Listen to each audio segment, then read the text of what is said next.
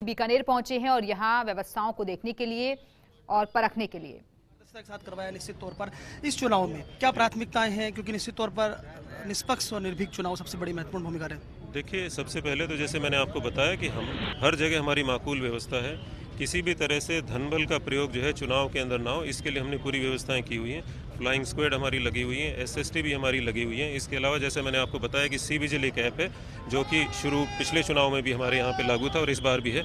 उसके माध्यम से कोई भी एमसीसी का कोई वायलेशन होता है उसकी जो है वो शिकायत कर सकते हैं और 100 मिनट के अंदर अंदर उसमें कार्रवाई करनी पड़ती है।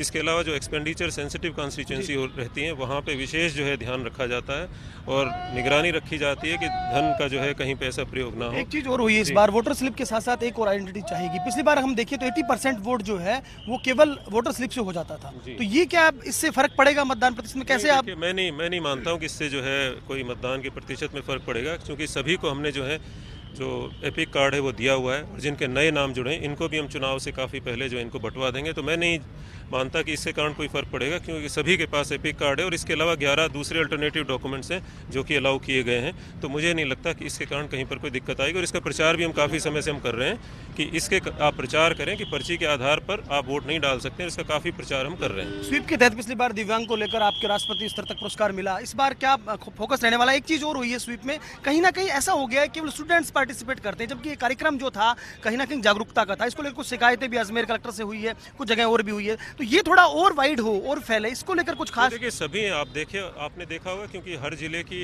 शेयर इनका एक ग्रुप बना है, उसके अंदर शेयर करते हैं। आप देखेंगे इसके अंदर महिलाएं भी हर उम्र की इसके अंदर पार्टिसिपेट कर रही हैं और हर पुरुष भी इसमें पार्टिसिपेट कर रहे हैं और बच्चे भी कर रहे हैं। सभी को जागरूक करने की बात है और मेरे हिसाब से इसका संदेश जो है सब जगह पॉजिटिव ही जा रहा है। एक आखिरी सवाल, जैसा कि आप माने जाते हैं निष्पक्षता के लिए, नमो टीवी को लेकर बहुत बात चल रही है, वो ईसीआई का विषय है, मैं सहमत हूँ इस बात से, लेकिन एमसी को भी पावर है और जो रिटर्निंग ऑफिसर्स होते हैं, क्योंकि जब आप इलेक्ट्रॉनिक मीडिया को इस तरह के नोटिस देते हैं, तो क्या ये नहीं लगता कि स्टेट इलेक्शन इस पर अपनी तरफ से कोई बात करे या कर?